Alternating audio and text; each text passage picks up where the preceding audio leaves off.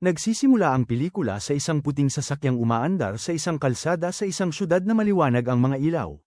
Sinundan ng puting kotse ang isang itim na kotse at binangga ito pagdating nila sa isang liblib na lugar. Bumaba ang mga driver mula sa kanilang mga sasakyan. Ang lalaking sakay ng itim na kotse ay kumuha ng mga litrato ng insidente para kung sakaling kailanganin ito ng kanyang insurance company. Ngunit biglang inatake siya ng driver ng puting kotse na hindi pa natin kilala sa ngayon. Binugbog niya ito, hinayla papasok sa likurang upuan ng itim na kotse, sinaksak, pinatay, at saka tumakas gamit ang kanyang puting kotse. Ika-5 ng Agosto, isang mainit na araw ng tag-init, 2 pulis ang naipit sa mabigat na trapiko. Habang nakikinig sila sa radyo tungkol sa pagpatay na nangyari sa unang eksena, bumaba ang isa sa kanila, si T-Sock, at naglakad papunta sa isang sugalan. Sinubukang suhulan si T-Sock ng mga security guard doon, isinilid nila ang isang makapal na pera sa bulsa niya. Pero hindi siya natuwa at bahagyang binugbog ang mga ito. Pagkatapos nito, inaresto niya ang isang lalaking nagtatrabaho sa likod ng counter. Ang kaso ay ilegal na pagpapalitan ng pera. Samantala, ang isang mafia boss na si Dong Su ay abala sa pagsasanay gamit ang punching bag. Ilang tauhan niya ang pumasok at nag-ulat tungkol sa nangyaring insidente. Ipinahinto ni Dong Su ang pagsasanay at pinababa ang punching bag. Nang ibaba ito at buksan ang zipper, lumitaw ang isang lalaki na duguan at gulpi sarado, nakakulong pala siya sa loob ng punching bag. Lumabas si Dong Su ng gusali at sumakay sa kanyang sasakyan. May sarili siyang driver at sinundan sila ng 2 iba pang sasakyan na tila convoy. Tumawag siya sa isang opisyal ng pulisya para magreklamo tungkol sa pulis na sumugod sa kanyang sugalan. Nagbabayad siya ng suhol sa direktor ng pulisya para hindi siya gambling ng mga alagad ng batas, ngunit tila nasira ang kasunduan. Samantala, pinasakay ni T-Sock sa motorsiklo ang lalaking inaresto niya at pinapagmaneho ito papunta sa isang crime scene. Ikinandado niya ang lalaki sa motorsiklo bago lumapit sa eksena. Sa background, makikitang sinusubukan ng lalaki sa motorsiklo na tumakas. Habang si T-Sock ay nagsisiyasat ng lugar ng krimen, kasama ang kanyang partner. Natuklasan niya ang ebidensya na tila binangga ang sasakyan ng biktima mula sa likod. Si Dong Su naman ay nakipagkita kay Shangdu, isa ring gangster. Nag-usap sila tungkol sa paggalang sa kani-kanilang teritoryo at tungkulin, ngunit hindi sila nagkasundo. Nagkaroon ng tensyon sa pagitan ng kanilang mga bodyguard at nauwi sa mainit na bangayan. Tumayo si Dong Su at sinuntok ang sarili niyang bodyguard. Pagkatapos, gamit ang kamay lang, binunot niya ang 2 ngipin mula sa bibig ng bodyguard ni Shangdu. Pinaalalahanan niya silang huwag makisawsaw habang nag-uusap ang mga boss. Sa takot, hindi na muling tumutol si Shangdu. Pagdating sa police station, may meeting ang grupo ng mga pulis habang iniimbestigahan ang buhay ng napatay. Wala raw itong utang at wala ring kaaway. Kaya ang tanong, bakit siya pinatay? Si T-Sock may sariling hinala, serial killer daw ang salarin. May 2 pa kasing naunang kaso na parehong uri ng kutsilyo ang ginamit. Pero di sang-ayon ng ibang mga pulis. Dagdag pa, pinagalitan na naman si T-Sock ng direktor dahil sa raid na ginawa niya sa sugalan kahit wala siyang jurisdiction. Pero chill lang si T-Sock, ang gusto lang niya, mahuli ang mga illegal. Sa kabilang eksena, si Dong Su ay lumabas ng gusali. Bitbit ng bodyguard niya ang payong habang nagpapahinga sa kotse. Pero imbes na magpa-drive, siya mismo ang nagmaneho. Habang nasa phone siya, biglang may bumangga sa likod ng kotse niya. Kumuha si Dong Su ng payong at bumaba siya para i-check ang sitwasyon. Wala siyang ideya na ang bumangga sa kanya ay hindi lang pala isang simpleng driver, ngunit siya pala ang serial killer.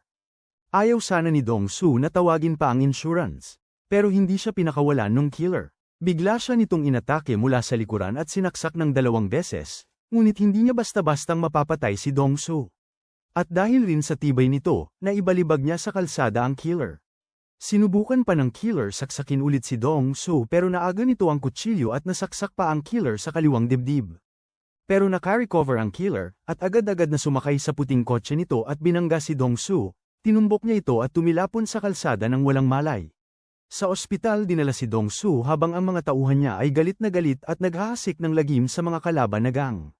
Samantala, chill lang ang serial killer, nilinis ang kutsilyo, nilagyan ng stapler ang sugat, tapos naghanap na naman ng bagong target.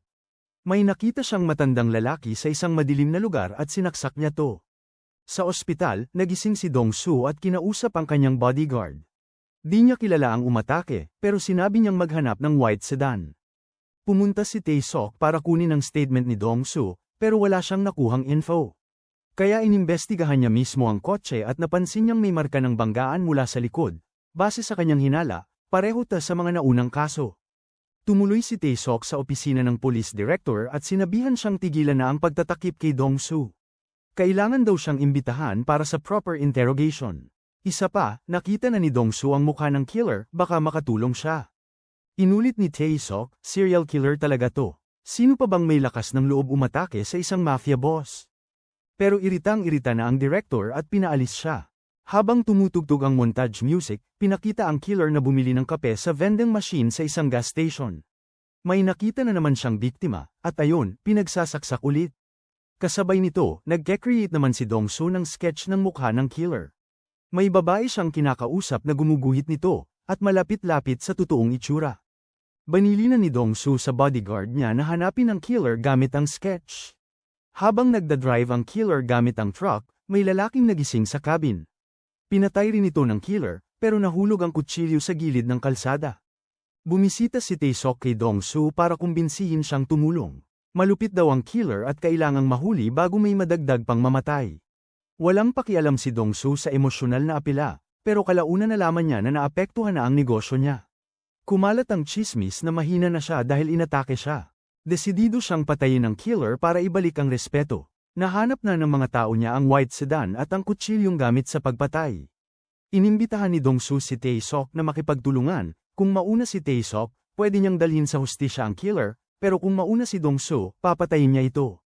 Nag-share sila ng impormasyon. Si Dong-soo, may tinagang camera na nagre-record ng usapan nila, insurance niya ito. Sa wakas, magkaalyado na ang gangster at pulis para huliin ang halimaw. Ayon sa analysis, nasa 35 years old ang killer at sa gabi lang pumapatay. Sinabi ni Tae-sok ang plano sa dalawang kapwa pulis, tutulungan nila ang mga gangster para mahuli ang killer, tapos aarestuhin nila. Samantala, inutusan ni Dong-soo si Oh-song na pag nahanap na ang killer, lilinisin nila pati mga pulis. Pero gamulo pa ang sitwasyon. Pinapatay ni Dong-soo si Sang-do gamit ang kutsilyo ng serial killer. Iniwan pa ito sa crime scene para akalaing siya ang may gawa. Nakahanap ang forensics ng DNA match na konektado sa nakaraang pagpatay sa gas station.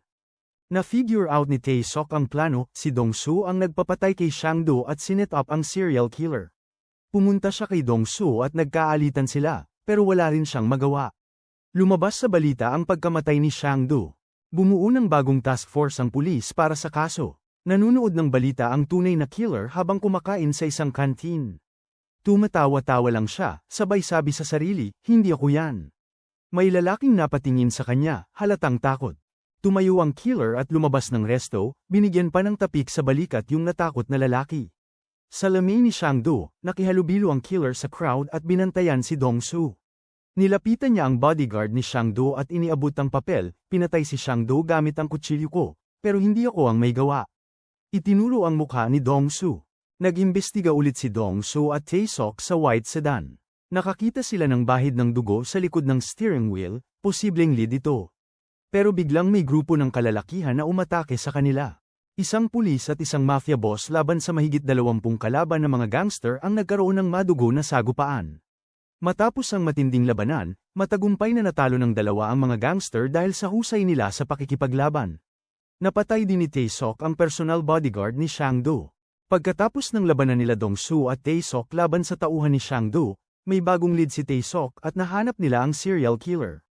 Hinabol nila ito sa kalsada pero nakatakas. Nakahanap sila ng bote na ginamit ng killer sa kinainan niya at sinundan nila ito sa recycling factory. Kasama nila ang forensics para makakuha ng ebidensya.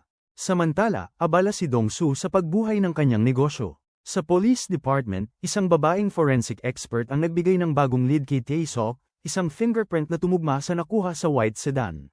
Na-track ni Tae-sok ang inuupahang bahay ng pinaghihinalaang killer at nakausap ang landlady. Mabait daw ang nangungupahan, pero may nahanap siyang litrato na tumugma sa sketch. Sigurado na siya na ito nga ang killer. Ibinahagi ni Tae-sok ang impormasyon kina Dong-soo at nagsimula silang ipakalat ang litrato ng suspect. Agad hinanap ng mga gang members ang killer sa buong distrito. Magdamag silang naghahanap pero walang swerte, hindi pa rin nila makita. Habang naghihintay si Dong-soo kay Tae-sok sa ulan, may babaeng estudyante sa tabi niya. Inabot niya ang kanyang payong dito dahil naawa siya. Nahihiya pa itong tinanggap ng inosenteng babae at matapos sumakay sa bus ay yumuko pa para magpasalamat sa mabait na mafia boss. Sa dinner, napanood nila sa balita na mayroon na namang biktima ang serial killer, at napansin ni Dong-soo ang payong ng biktima ay siya mismong ibinigay niya sa bata, patay na ang estudyanteng yun. Galit na galit si Dong-soo at Tae-sok. Agad silang lumabas para hanapin ang killer. Nagkaroon ng habulan ng sasakyan. Nagpapaunahan sa paghahanap si Dong-soo at Tae-sok sa killer upang maparusahan na ang kriminal na ito. Nabangga ni na Dong-soo at Oh-sang ang kotse ni Tae-sok at ng killer. Nakaligtas ang killer at tumakbo sa madilim na eskinita. Nasaksak ng killer si Oh-sang at nagtago ito sa isang karaoke room, ngunit natuntun siya ni Dong-soo at sinapak ang pintuan. Tumagos ang kanyang kamao sa pintuan at binasag ang mukha ng kriminal. Dinala ni Dong-soo ang killer sa warehouse at tinorture ito. Pero bago niya mapugutan, binangga siya ni Tae-sok gamit ang kotse at inaresto ang killer. Nawala naman ng malay si Dong-soo. Dinala ni Tae-sok ang suspect sa police station upang litisin, ngunit may bagong problema, kulang ang ebidensya para makuha ang death penalty. Kumbinsido si Tae-sok na kailangan si Dong-soo bilang testigo. Pumayag si Dong-soo kapalit ang isang kondisyon, gusto niyang makukulong siya sa parehong kulungan ng killer. Sa korte, tumstigo si Dong-soo. Pinatunayan niyang inatake siya at sinaksak ang killer sa kaliwang dibdib habang naglalaban sila. Nang inspeksyonin ng pulis, may sugat nga sa bahaging iyon ang killer. Dumating si Dong-soo sa bilangguan ng nakangiti at magalang na yumuko ang mga preso sa pagdating ng kanilang boss. Samantala, takot na nakaupo ang killer sa isang upuan na tila alam na ang sasapitin niya. Napakulong ang killer at isinama si Dong-soo sa parehong selda. Malamang, hindi na umabot sa bitay ang killer dahil si Dong-soo na mismo ang magdadala ng hustisya sa loob ng bilangguan. Sa Korea, may isang mamamatay tao na pumapatay tuwing umuulan. Partikular niyang pinupuntirya ang mga babae. Isang pulis ang nakatuklas sa mamamatay tao at hinabol ito, ngunit sa huli, sinaksak siya ng kriminal hanggang sa mamatay. Pagkatapos ng krimen, agad na tumakas ang mamamatay tao. Lubos na nagdalamhati ang pamilya ng nasawing pulis. Sa gitna ng malakas na ulan, nagtipon ang kanyang mga kasamahan upang magpaalam. Ang kanyang anak ay labis na naghinagpis dahil sa pagkawala ng ama. Dahil dito, nangako si Direktor Choi na ipaglalaban ng hustisya para sa bata. Agad siyang nagtungo kay Inspector Go-tak at hiniling na bumuo ng isang pangkat upang hulihin ang mapanganib na kriminal, anuman ang paraan. Walang pag-aalinlangan na pumayag si Inspector Go-tak. Ang nakaraan ay muling bumalik sa kanya dahil ang kanyang anak na babae ay isa rin sa mga naging biktima ng mamamatay tao.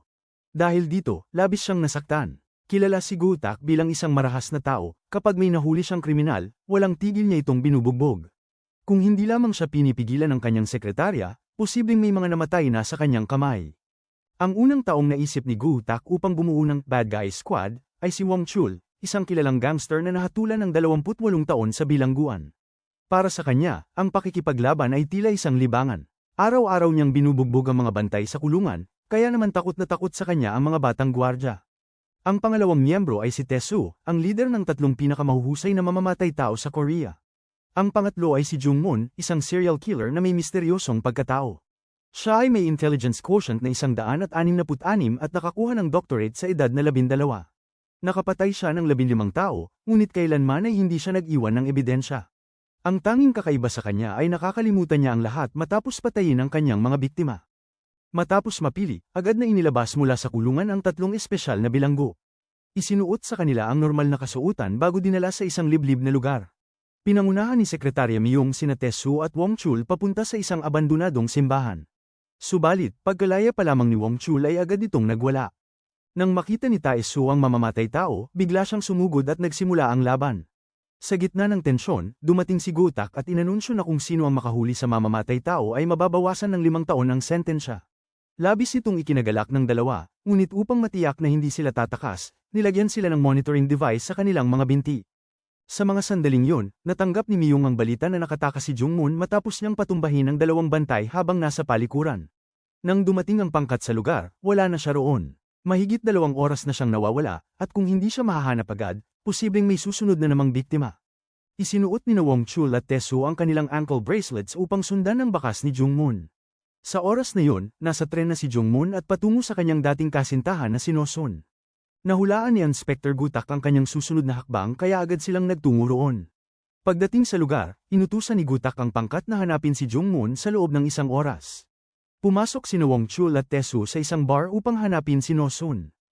Walang anumang sinayang na oras si Wong Chul at agad na inumpisahang bugbugin ang mga tao roon. Isang suntok lang ang kanyang pinakawalan sa bawat isa, kaya agad silang bumagsak sa sahig. Biglang lumitaw ang isang matangkad at matipunong lalaki, ngunit sa isang suntok ni Wong Chul, agad din itong natamba. Nang tanungin ang may-ari ng bar tungkol kay No Sun, sinabi nitong naibenta na ito sa ibang lugar. Nagpunta sina Wong Chul at Tae-soo sa nasabing lugar, ngunit natuklasan nilang isang mapanganib na sindikato ang namamahala roon. Mag-isa lamang sumugod si Tae-soo upang harapin ang grupo. Napakabilis at malupit ang kanyang galaw, patunay na siya ang pinakamahusay na mamamatay tao sa Korea. Sa isang iglap, nagulpi niya ang lahat ng tauhan ng sindikato. Labis itong ikinabahala ng leader kaya agad itong nakiusap at nagmakaawa. Pagkatapos nilang makuha ang impormasyon, bumalik sila sa sasakyan at iniulat na si No Sun ay naibenta sa ibang lugar.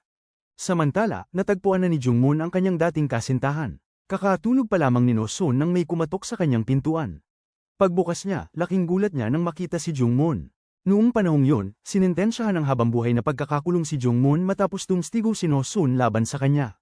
Kaya naman, labis ang takot ng dalaga nang makita siya. Inakusahan niyang sinubukan siyang patayin noon, ngunit hindi ito matandaan ni Jungmoon. Dumating ang pangkat ni Gutak at sinabing kung sino ang makahuli kay Jungmoon ay magkakaroon ng bawas sa sentensya. Excited na sumugod si Wong Chul, ngunit isa lang ang maaaring makabawas ng 4 na taon sa sentensya, kaya nag-away sila ni Tae-soo. Sa kasagsagan ng laban, bumukas ang pinto ng silid 203, ngunit hindi si Jungmoon ang nasa loob. Napagtanto nilang nagkamali sila ng silid. Samantala, pinaalalahanan ni No Sun si Jungmoon na nakapatay siya ng 15 babae. Hindi niya ito inamin sa pulisya dahil wala siyang maalala. Sinabi ni No Sun na madalas nitong nakakalimutan ang mga nangyari pagkatapos ng isang oras, kaya hindi niya natatandaan ang kanyang mga krimen. Biglang nagbalik sa alaala ni Jungmoon ang ilan sa mga eksena ng kanyang mga pagpatay. Dahil sa matinding pagkalito, bigla niyang sinakal si No Sun. Tila nawala na naman siya ng kontrol. Sa kritikal na sandali, dumating si Inspector Gutak at pinaputukan ang kandado ng pinto. Inutusan niya si Jungmoon na huminto, ngunit patuloy pa rin itong sinasakal si No Sun. Sa sobrang delikado ng sitwasyon, napilitan si Gutak na barilin si Jungmoon sa braso. Sa kabila ng sugat, tumalon si Jungmoon sa bintana at mabilis na tumakas. Pagbaba niya, nakita niyang naghihintay si Wong Chul sa ibaba. Mabilis siyang sumakay sa kotse. Galit na galit si Wong Chul kaya tinadyakan ng salamin ng sasakyan. Ngunit sa isang iglap, binangga siya ni Jungmoon bago tumakbo palayo. Agad namang hinabol ni Tae-soo gamit ang kotse. Sa matinding habulan, papalapit na sila sa isang sangandaan. Inararo ni Tae-soo ang likuran ng sasakyan ni Jungmoon, dahilan upang bumangga ito at mawala ng malay. Akala ni Tae-soo na sa kanya mapupunta ang kredito, ngunit biglang lumitaw si Wong Chul at hinayla si Jungmoon bago pa siya maabute ni Tae-soo.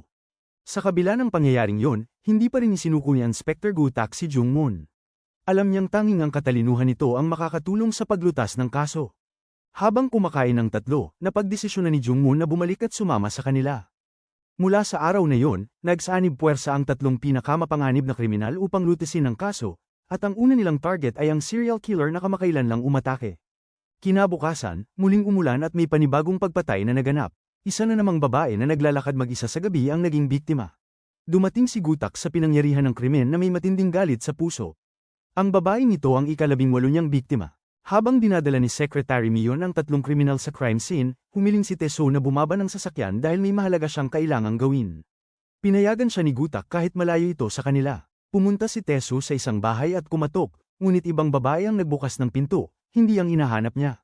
Sa tindi ng galit, pinatumba niya ang supervisor at mabilis na tumakas. Sa kabilang banda, dumaan si Tae-soo sa mismong sasakyan ng kanyang grupo. Nang makita ito ni Wong Chul, agad siyang pamwesto sa upuan ng driver at hinabol si Tae-soo. Habang hinahabol ito, inisip niyang kung mahuhuli niya si Tae-soo, baka mabawasan ang kanyang sistensya. Sa kasamaang palad, sa sobrang sama ng kanyang pagmamaneho, naipit siya sa trapiko at napilitang huminto. Samantala, pinuntahan ni Tae-soo ang kanyang dating amo. Noon pa man, anako na niya ang kasalanan ng kanyang boss kapalit ng isang kasunduan, na padadalhan ng boss ang isang taong nagngangalang Soap ng 1 milyong won bawat buwan. Gayunman, sinabi ng boss na hindi na niya alam kung nasaan si Soap, kaya tagad siyang hinawakan ni Tae-soo sa kwelyo. Inutusan niya itong hanapin agad ang address at ipaalam sa kanya. Sa mga sandaling yon, may narinig siyang ingay mula sa labas. Lumabas siya at nakita niyang dumating na si Gutak. Sa oras na makita ni Gutak si Tae-soo, hindi na ito nag-aksaya ng salita. Agad niya itong sinuntok bilang babala, saka dinala ang tatlo sa crime scene. Binigyan sila ni Gutak ng kalahating araw upang makahanap ng anumang ebidensya tungkol sa mamamatay tao. Dahil sa sunod-sunod na patayan, halos wala nang lumalabas sa kalsada kahit sa umaga.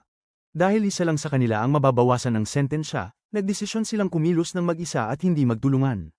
Lalo na sina Tae-soo at Jungmoon na tila may matagal ng alitan. Nangako silang pagkatapos nilang matapos ang misyon, papatayin nila ang isa't isa. Samantala, pumunta si Wong Chul sa isang pabrika. Walang sabi-sabi, pinagsusuntok niya ang sinumang hamarang sa kanya. Walang pakialam kung sino, basta't agad niyang pinabagsak ang lahat ng humadlang. Pagkatapos ng matinding laban, nakapasok siya sa kwarto ng pinuno. Noong una, hindi alam ng leader ng grupo kung gaano kalakas si Wong Chul, ngunit nang makatikim ng isang malakas na sampal, agad itong bumagsak sa sahig. Ilang beses pa niya itong pinalo upang bigyan ng leksyon. Nang makita niyang sumunod na ito sa kanyang kagustuhan, inutusan niya ang leader at ang buong grupo na sundin siya mula ngayon. Samantala, nasa crime scene si Tae-soo. Pinag-aralan niya ang mga larawan ng mga biktima at inisip ang sarili bilang mamamatay tao. Napansin niyang walang mga CCTV camera sa lugar, na nangangahulog ang kabisado ng kriminal ang nasabing lugar. Base sa lalim at paraan ng pagsaksak, tinatayang mas mababa sa 1.5 metro ang taas ng mamamatay tao. Pagkatapos ng kanilang pagsisiyasat, walang nagsalita tungkol sa kanilang natuklasan dahil isa lamang sa kanila ang maaaring magkaroon ng bawas sa sentensya. Buo ang tiwala ni Wong Chul na mahuhuli niya ang kriminal sa loob ng 3 araw, lalo na't kakakuha lang niya ng bagong grupo. Sa mga sandaling yon, biglang nagsalita si Jungmoon. Ipinunto niya na ang dahilan kung bakit pumapatay ang mamamatay tao tuwing umuulan ay dahil gusto nitong maamoy ang dugo, dahil lumalakas ang amoy nito pag nabasa. Iginiit din niyang propesyonal ang kriminal na ito, dahil sa bawat kaso, isang saksak lang ang ginagawa nito ngunit tiyak na nakakamatay. Dahil dito, inutusan ni Jungmoon si Gutak na muling repasuhin ang mga lumang kaso upang makita ang pagkakapareho. Nagselos si Wong Chul dahil sa talas ng pag-iisip ni Jungmoon. Matapos ang muling pagsisiyasat, natuklasan nilang sa nakalipas na 2 taon, may 20 kaso ng pagpatay na naganap tuwing umuulan. Bukod dito, napansin nilang laging may maraming dugo sa crime scene, kaya malinaw na iisang kriminal lang ang may kagagawa ng lahat. Agad na ipinaalam ni Inspector Gutak sa grupo ang bagong natuklasan. Ang lahat ng 15 biktima ay may bakas ng tusok ng karayom na sumisipsip ng dugo, na nagpapahiwatig na kinukolekta ng mamamatay tao ang dugo ng kanyang mga biktima. Bukod pa rito, sa bawat kaso ng pagpatay, madaling napapasok ang bahay ng biktima. Sa 15 biktima, 2 ang nakaligtas. Iminungkahi ni Gutak na hanapin ang 2 taong ito upang maimbestigahan. Agad namang pumunta si Wong Chul sa leader ng grupong bago lang niyang na-recruit. Ayon sa paliwanag ng leader, kung madaling nabubuksan ng kriminal ang mga pinto, malamang na may kaugnayan ito sa isang may-ari ng tindahan ng mga kondado. Sa lugar na yon, iisa lang ang tindahan ng kondado. Hindi nag-aksaya ng oras si Wong Chul at agad niyang pinuntahan ang may-ari ng tindahan. Nang kausapin niya ito, nagduda siya na baka ito ang serial killer, kaya't hinatak niya ang lalaki at marahas na pinagsusuntok. Ngunit bago pa niya ito mapilitang magsalita, dumating si Gutak at pinigilan siya. Mahigpit siyang binalaan ni Gutak na huwag basta-basta magparatang sa inosente. Samantala, nagtungo sina Inspector Gutak at Tae-soo sa bahay ng isa sa mga nakaligtas. Sa hindi inaasahang pangyayari, ang babaeng yun ay si Sok. Natigilan si Tae-soo at hindi alam kung paano magsisimula ng usapan. Malaki ang kanyang pagsisisi dahil aksidente niyang napatay ang asawa ni Sok noon. Kahit hindi ito alam ni Sok, hindi pa rin mapakali si Tae-soo at sa sobrang pagkabalisa ay natapon niya ang isang tasa ng tsaa. Ikinwento ni Sok na malakas ang ulan noong gabing yun. Natutulog siya at ang kanyang anak nang biglang pumasok sa bahay nila ang mamamatay tao.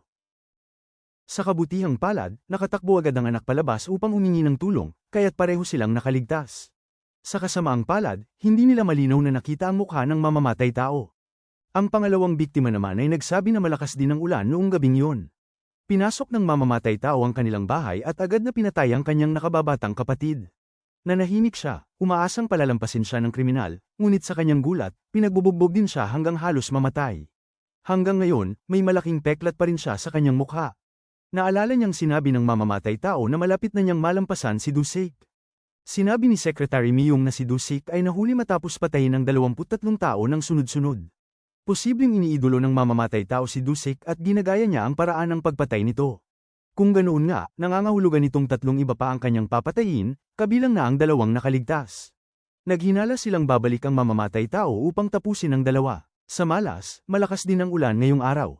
Agad na nagtungo si Wong Chul at ang kanyang kasamahan upang mag-abang sa bahay ng mga biktima. Pagdating ni Wong Chul, may nabangga siyang isang lalaki. Pagpasok niya sa bahay, napansin niyang may dugo sa kanyang mga kamay. Napagtanto niyang baka ang lalaking nabangga niya kanina ang may sala, kaya agad siyang lumabas upang habulin ito. Alam ng mamamatay tao na nabisto na siya kaya't mabilis siyang tumakbo.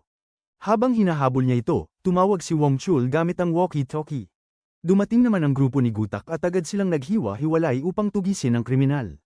Nakakita si Gutak ng isang lalaki at agad niya itong sinuntok, ngunit napagtanto niyang ito pala ay tauhan ni Wong Chul. Nagpatuloy si Wong Chul sa paghabol ngunit nawala sa kanyang paningin ang kriminal. Bigla na lamang sumulpot ang isang lalaking nakaitim at tinangkang saksakin siya. Sa kabutihang palad, nasalo niya ang patalim.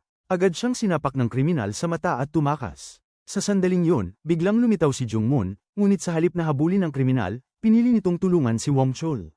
Matagumpay na natapos ng kriminal ang kanyang misyon, nakapagkolekta siya ng dugo mula sa kanyang bagong biktima. Kinabukasan, pumunta ang mamamatay taong si Tae-soo sa pinangyarihan ng krimen. Inakala niyang si Sok ang biktima, kaya't labis siyang nasaktan. Matagal na niyang sinusustentuhan si Sok sa pamamagitan ng pagpapadala ng pera buwan-buwan sa utos niya sa dati niyang amo. Ngunit nang buksan niya ang zipper ng bangkay, isa palang ibang babae ang naroon. Labis ang ginhawang naramdaman ni Tae-soo. Tumayo siya at napansin niyang nakatayo si Sok sa harapan niya. Wala siyang kaalam-alam na si Tae-soo ang pumatay sa kanyang asawa. Ang tanging nakita lang niya ay ang malungkot at puno ng pagsisising tingin ni Tae-soo. Bumalik ang lahat sa base upang paghandaan ang susunod na hakbang. Bigla namang nakatanggap ng mahalagang balita si Gutak. May natagpo ang mga fingerprint sa katawan ng biktima. Lumabas sa imbestigasyon na ang mamamatay tao ay ang leader ng gang na kamakailan lang ni-recruit ni Wong Chul. Agad itong naiulat sa media, nahuli na umano ang serial killer. Ngunit hindi kumbinsido si Jung Moon. Alam niyang hindi ang tunay na mamamatay tao ang kanilang nahuli, sapagkat isang bihasang kriminal ay hindi mag-iiwan ng fingerprint. Maging si Tae-soo ay nagtaka rin dahil sa alam niyang ang hinahabol nilang kriminal ay mas mababa sa 1 metro at 70 sentimetro ang taas, samantalang ang nahuli nila ay higit na mas matangkad. Biglang bumuhos ng malakas ang ulan. Sa oras na yun, nagmamadaling lumabas si Tae-soo. Alam niyang nasa panganib si Sok, ang natitirang nakaligtas. Tama nga ang kanyang hinala. Sa mga sandaling yun, sinusundan na ng tunay na mamamatay tao si Sok. Habang naglalakad, aksidente niyang nabunggo ang may-ari ng tindahan ng kondado, dahilan upang malaglag ang dala niyang bag ng prutas. Nagalok ang tindero na ihatid siya pauwi, ngunit magalang niya itong tinanggihan. Sa hindi inaasahang pangyayari, hindi nito binitiwan ang kanyang bag at ang titig nito sa kanya ay nagbigay ng nakakakilabot na pakiramdam, isang tingin na puno ng hangaring pumatay. Sa isang iglap, hinabol niya si Sok at hinampas ito, dahilan upang mawalan siya ng malay. Sa wakas, natuklasan na kung sino ang tunay na mamamatay tao, ang mismong locksmith o tagagawa ng kondado. Hinatak nito si Sok sa buhok na parabang isang tropeo. Hinugot ng locksmith ang patalim at inihanda ang sarili upang patayin si Sok. Sa tamang sandali, dumating si Tae-soo. Sa isang mabilis na galaw, agad niyang pinabagsak ang mamamatay tao gamit ang isang malakas na suntok. Wala siyang ideya na ang mamamatay tao ay ang locksmith mismo. Ang tanging alam niya ay nakapatay na ito ng 22 katao. Tuluyang nagwala si Tae-soo at walang habas na pinagbubugbog ang mamamatay tao hanggang hindi na ito makalaban. Handang-handa na siyang tapusin ang buhay ng kriminal, ngunit sa hindi inaasahang pangyayari, biglang dumating si Gutak at pinigilan siya.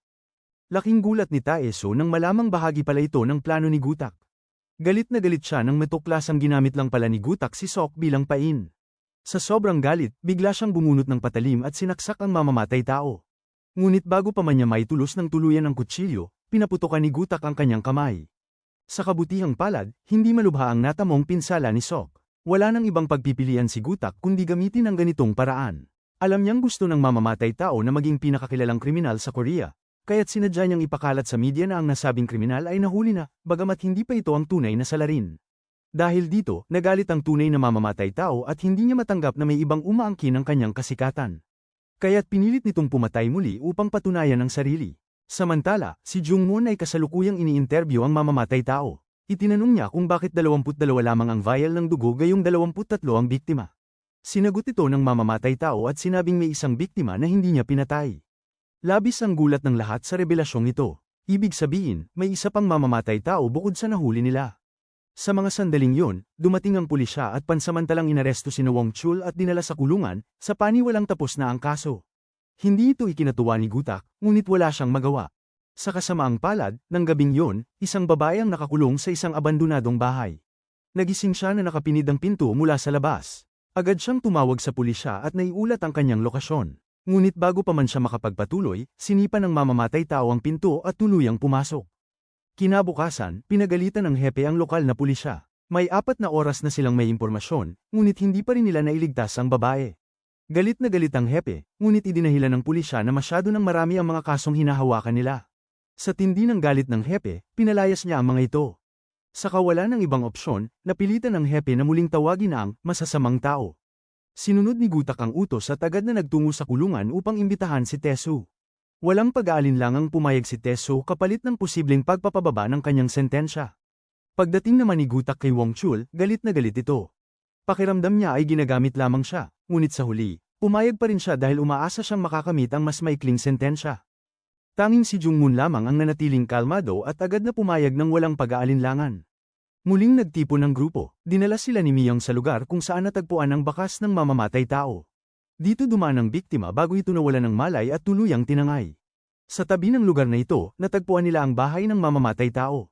Pagpasok nila sa eksena, napansin ni Taesu ang isang cellphone sa may pintuan. Tahimik niya itong pinulot at isinilid sa kanyang bulsa. Nang bumagsak ang cellphone, napagtanto nilang ito ang gamit ng biktima. Sa loob ng bahay na yun siya ikinulong. Ayon kay Secretary Miyang, pinira-piraso ng mamamatay tao ang babae sa 356 na piraso at saka iniwan ang lugar. Ngunit agad itong pinabulaanan ni Jungmoon. Aniya, imposibleng nagawa ito ng mamamatay tao dahil alam niyang naiulat na ng babae sa pulisya ang kanyang lokasyon, kaya tiyak na agad siyang tumakas. Kahit gaano pa siya kagaling, hindi niya magagawang manatili roon upang paghiwa-hiwalayan ang katawan ng biktima. Sa sandaling yun, iniulat ni Gutak na may isa pang biktima, kaya't may posibilidad na ang mamamatay tao ay nasa banyo nang marinig niya ang babae sa labas. Agad niya itong pinatulog at saka tumakas, na nangangahulugang buhay pa ang babae. Napansin din ni Gutak ang mga bakas ng paghatak sa sahig.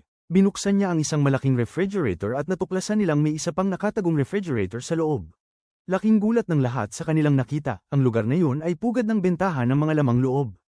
Agad nilang sinimulan ng paghahanap sa babae, umaasang maaari pa siyang mailigtas. Samantala, nakipag-ugnayan na ang mamamatay tao sa mga bumibili ng mga organo, at napatunayang buhay pa nga ang babae. Siya ay nakakulong sa isang lalagyan, naghihintay na lamang nalaslasin para makuha ang kanyang mga laman loob. Gamit ang surveillance camera, natuklasan ni Jungmoon na may mga kasabwat ang mamamatay tao. Samantala, si Wong Chul naman ay humingi ng tulong sa kanyang mga tauhan. Ipinakita niya ang isang advertisement tungkol sa pagbebenta ng bato at ginamit ang isang gang leader bilang pain. Sa kabilang banda, si Tesu naman ay nagdala ng cellphone sa isang tindahan ng mga ninakaw na gamit upang ipabukas ito. Ngunit inakala ng may-ari ng tindahan na siya ay isang undercover cop kaya agad siyang tinanggihan. Dahil dito, galit na sinaktan ni Taesu ang mga tauhan ng tindahan. Sa isang iglap, pinatulog niya ang lahat ng bantay. Sa sobrang takot, napilitan ng may-ari na isiwalat ang lahat, kabilang na ang lokasyon ng sindikato ng human trafficking. Habang abala si Wong Chul sa pagsigowo ng kanilang plano, dumating ang mga sindikato ng organ trafficking upang kunin ang gang leader. Pinaasa nila itong bebentahan ng kanyang sariling mga laman loob. Ngunit bago pa nila may sakatuparan ng plano, pumasok si Wong Chul at pinatumba ang isa sa kanila. Ang tunay na leader ng sindikato ang humarap sa gang leader, nagtatanong kung magkano ang halaga ng kanyang laman loob. Sa takot, nais sanang umatras ng gang leader, ngunit itinulak siya ng sindikato upang siya'y hiwain. Sa kabutihang palad, dumating si Wong Chul sa tamang oras at pinigilan ang operasyon. Mabilis namang nagutos ang leader ng sindikato na sugurin si Wong Chul, hindi nila alam na bihasa siya sa labanang walang armas. Ngunit dahil sa dami ng kalaban, nagtamo rin siya ng sugat. Sa gitna ng labanan, lumubog sa tubig ang gang leader upang subukang makatakas. Samantala, si Gutak ay lumapit sa isang gas tank at binantaan ng sindikato na pasasabugin ang buong lugar kung hindi nila isisiwalat ang kinaroroonan ng babaeng dinukot. Sa takot, walang nagawa ang leader kundi sabihin kung nasaan ito. Samantala, sa loob ng container, desperadong sinisipan ng babae ang pinto upang makatawag ng pansin. Sa kabutihang palad, may isang lalaking napadaan at narinig ang ingay. Tinangka nitong iligtas siya, ngunit biglang sumulpot ang mamamatay tao at agad pinatay ang binata. Matapos nito, dinala niya ang babae sa lugar kung saan nakatakda itong obrahan. Nakuha naman ni Secretary Miyang ang eksaktong lokasyon ng babae at agad itong iniulat kay Tesu. Kasabay nito, dumating rin sina Gutak at Wong Chul. 4 silang nagmamadaling pumunta sa nasabing lugar. Sa mismong site ng operasyon, inilatag na ang babae sa lamesa. Ngunit bago pa man may sigaw ang operasyon, bigla itong nagising at malakas na sumigaw. Habang naguguluhan sina Gutak sa labas sa paghahanap, narinig nila ang sigaw ng babae. Sa loob, galit na galit ang mamamatay tao at pinagsasaktan ng biktima bago siya obrahan. Sa huling saglit bago may sigaw ang operasyon, biglang sumugod sina Gutak. Walang pag-aalinlangang pinagsusuntok ni Wong Chul ang mamamatay tao at binali ang isa nitong braso. Samantala, nang makita ni Gutak ang nakahandusay na babae, bigla siyang nanikip ang dibdib. Naaalala niya ang sinapit ng kanyang sariling anak sa kamay ng ganitong uri ng mga halangang bituka. Sa matinding galit, itinutok niya ang baril sa mamamatay tao, handang tapusin ito. Ngunit sa hindi inaasahang pangyayari, biglang damhilat ang babae. Buhay pa siya. Nakahinga ng maluwag si Gutak, at sa unang pagkakataon, ramdam ng buong grupo ang kakaibang pakiramdam ng pagliligtas ng isang buhay. Hindi nila ito inaasahan, ngunit masaya silang naging bahagi ng isang magandang wakas. Dumating ang pulisya at dinampot ang mga kriminal. Gayunpaman, nanatili ang mapanuyang ngiti sa mukha ng mamamatay tao, na siyang labis na pinagsisihan ni Gutak, sana ipinatay na lang niya ito kanina. Tumingin ang babae kay Gutak at taos-pusong nagpasalamat. Ang eksenang ito ay nag-iwan ng matinding impresyon sa tatlong kriminal, na ngayon lamang naramdaman ng kasiyahan ang pagsagip sa isang buhay. Sinabi ni Gutak na nais niyang tandaan nila ang pakiramdam na ito habang buhay. Dahil sa kanilang kontribusyon, binawasan ng 5 taon ang kanilang sentensya. Si Wong Chul, na may nalalabing-19 na taon sa kulungan, masayang umalis upang ipagdiwang ang kanyang tagumpay. Ngunit sa hindi inaasahang pangyayari, biglang huminto ang isang sasakyan sa harap niya at pilit siyang isinakay. Nagising si Wong Chul sa isang abandonadong gusali. Sa kanyang harapan ay walang iba kundi ang kanyang dating amo. Ipinakita nito ang litrato ni Jung Moon at inutusan siyang patayin ito. Ayon sa kanyang dating amo, pinatay ni Jung Moon ang isang kamag-anak niya, kaya't nais niyang magaganti. Samantala, si Jung Moon naman ay abala sa paghahanap kay Kang Soo, isang taong nagtatago ng kanyang mga alaala. Madalas siyang nakararanas ng pagkawala ng memorya, kaya't nagbayad siya ng isang tao upang lihim siyang kunan ng litrato sa loob ng 2 taon.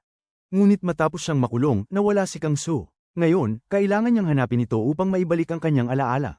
Nag-aalala si Gutak sa pagkawala ni Wong Chul. Ngunit makalipas ang ilang oras, bumalik ito at sinabing naligaw lamang siya. Habang pinagmamasdan niya si Jung Moon, tahimik niyang iniisip kung kailan niya ito papatayin. Ilang sandali pa, tinawag ng direktor si Gutak upang ipaalam na magiging mas mahirap ang susunod nilang misyon. Posibleng may isang miyembro ng kanilang grupo ang mamatay. Pinagbilinan niya si Gutak na hulihin ang utak sa likod ng lahat ng ito. Ipinahayag ni Gutak sa grupo na ang kanilang huling mga trafficker ay bahagi lamang ng isang mas malaking organisasyon. Ang tunay na utak nito ay may kapangyarihang manipulahin ang gobyerno. Araw-araw, maraming kababaihan ang kinukuha ng grupong ito, at kahit alam ito ng pulisya, wala silang sapat na ebidensya upang kumilos. Upang tapusin ang operasyon, iminungkahi ni Gutak na hulihin muna ang 3 pangunahing distributor ng mga organo. Agad na kumilos ang grupo at isa-isang dinakip ang mga ito. Sa tulong ni Wong Chul, Tae-soo, at Jung Moon, mabilis silang nakatugis ng mas maraming mga trafficker. Dinala nila ang mga nahuli sa isang lumang gusali, kung saan sinabi ni Wong Chul na sino mang hindi aamin ay kailangang lumaban sa kanya. Sa takot, tahimik na yumuko ang lahat. Mula sa mga kumpisal ng mga nahuling tao, iniulat ni Gutak sa direktor ang kanilang natuklasan. Lumabas na si Madam Huang ang nasa likod ng sindikato ng human trafficking. Dati siyang mula sa China at dating sangkot sa pagbebenta ng droga, ngunit napagod na siya sa negosyong yun kaya lumipat sa ilegal na pagbebenta ng mga lamang loob ng tao. Binalaan ng direktor si Gutak na marami na siyang nasuhulang matataas na opisyal sa gobyerno. Samantala, si Secretary Myung ay iniimbestigahan ng isang kriminal tungkol sa tirahan ni Madam Huang, ngunit mas pinili nitong mamatay kaysa magsalita.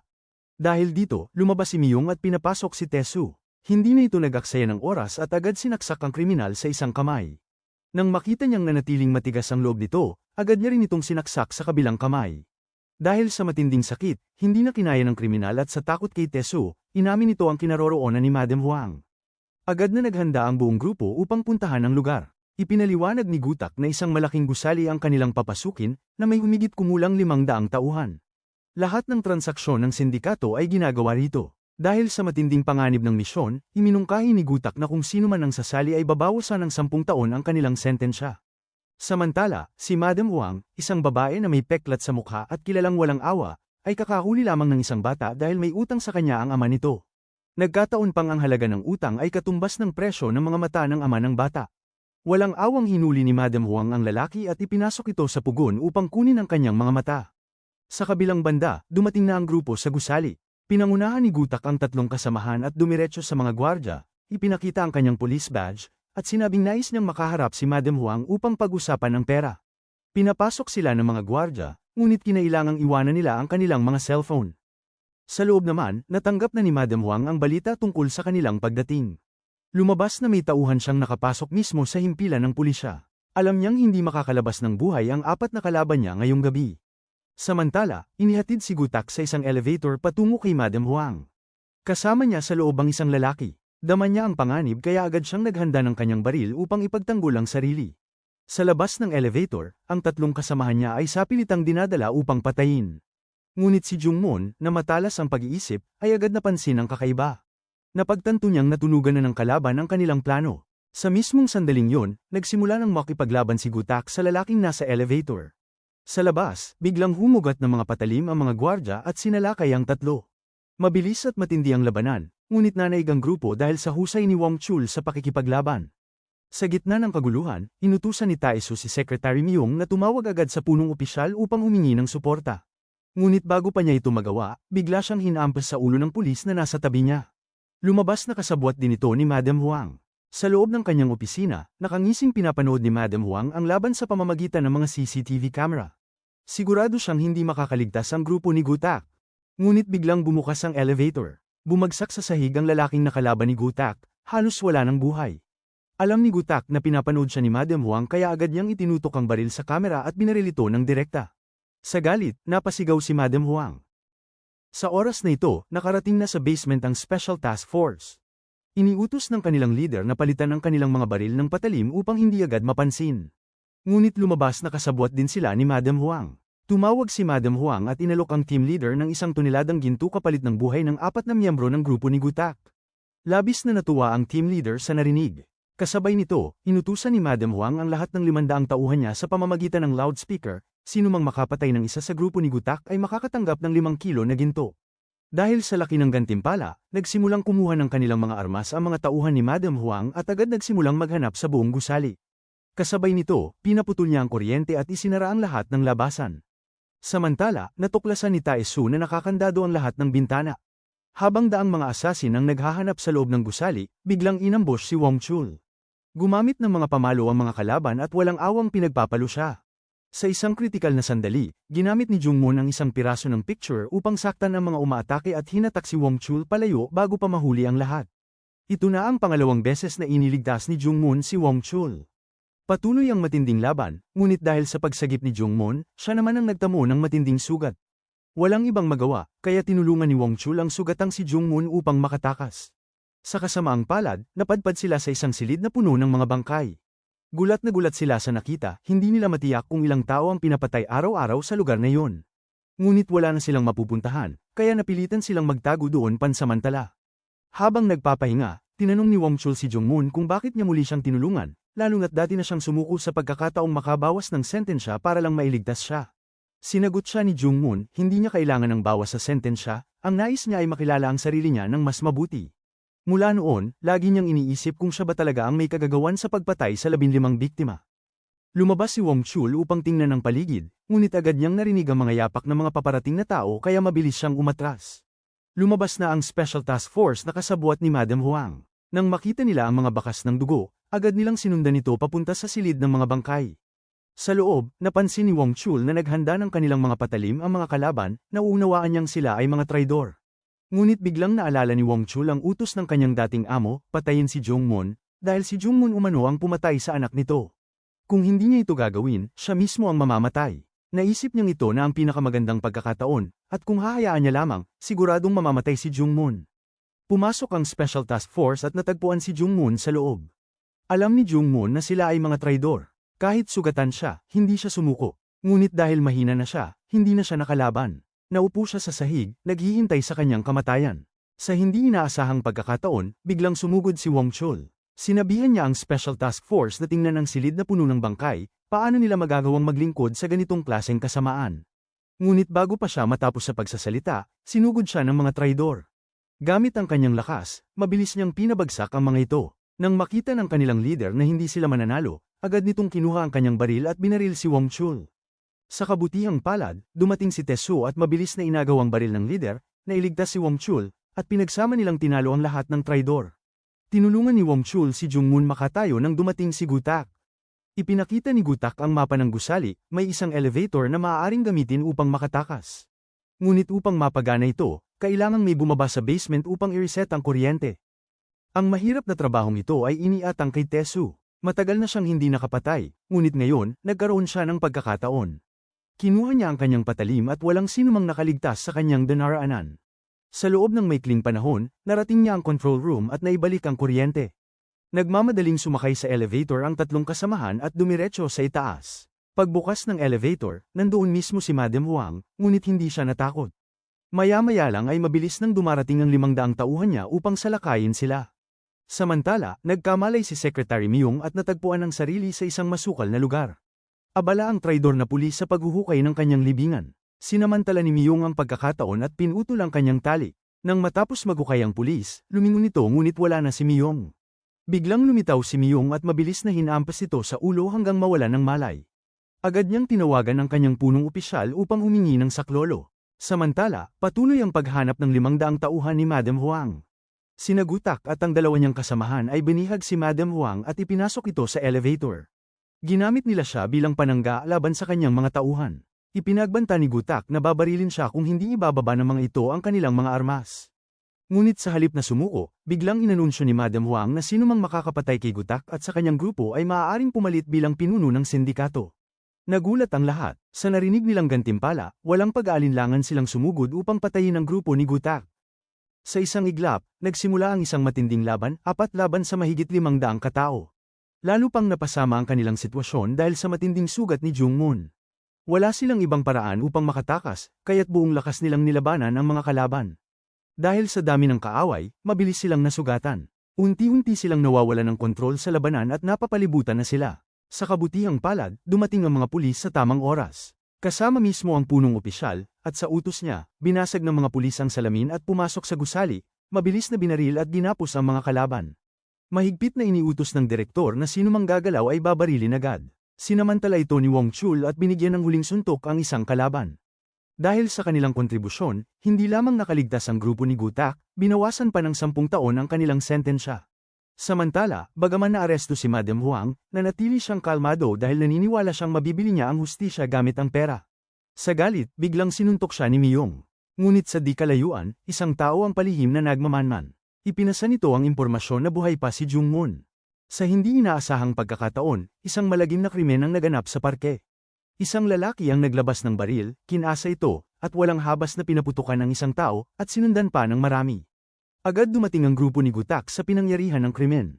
Nakakapangilabot ang eksena, isang hindi kilalang mamamatay tao ang walang pakundangang pumatay. Nagalit si Gutak at nangakong kung malulutas nila ang kaso, mababawasan ng 5 taon ang kanilang sentensya. Pagsapit ng gabi, agad na nagtungo si Tesu sa pinangyarihan ng insidente upang magsiyasat.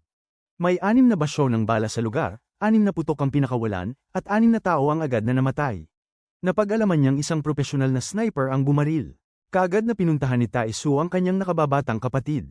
Magaling ding sniper si Kang Won sa shooting range. Pinaghinalaan ni Taesu na dito kinuha ng mamamatay tao ang baril kaya tinanong niya si Kang Won kung may naitalang nawawalang baril sa lugar. Samantala, si Wong Chul at ang kanyang mga tauhan ay nagsasagawa ng investigasyon. Biglang lumitaw ang isang tauhan ng kanyang dating amo sa labas. Naalala ni Wong Chul ang sinabi ng kanyang boss, kung hindi mamamatay si Jungmoon sa loob ng 1 linggo, siya ang papatayin. Sa madaling salita, ito na ang araw ng kamatayan ni Wong Chul.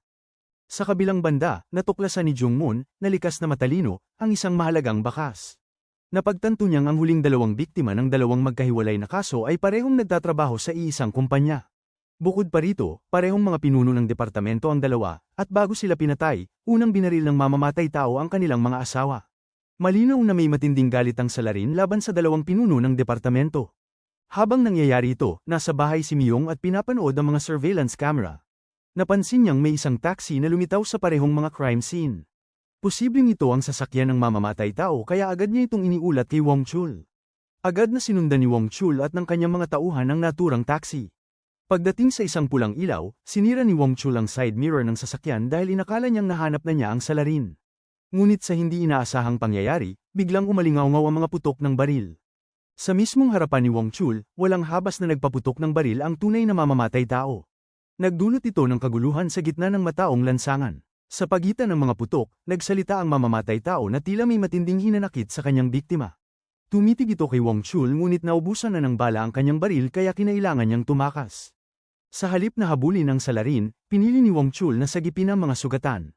Sa biglaang pangyayari, isang sasakyan ang huminto. Bumaba ang kanyang boss at sinabing lumipas na ang 2 linggo ngunit hindi pa rin niya pinapatay si Jungmoon. Alinsunod sa kanilang kasunduan, dapat na siyang patayin ngayon. Pagdating ni Gutak sa lugar, parehong wala na ang mamamatay tao at si Wong Chul. Sa araw na ito, isang tao ang namatay at 4 naman ang malubhang nasugatan. Iniulat ni Miyong na ang nasawi ay ang deputy manager ng naturang kumpanya at nawala rin ang signal ng angklet ni Wong Chul. Sa mga sandaling yon, dinala si Wong Chul sa harapan ng kanyang boss.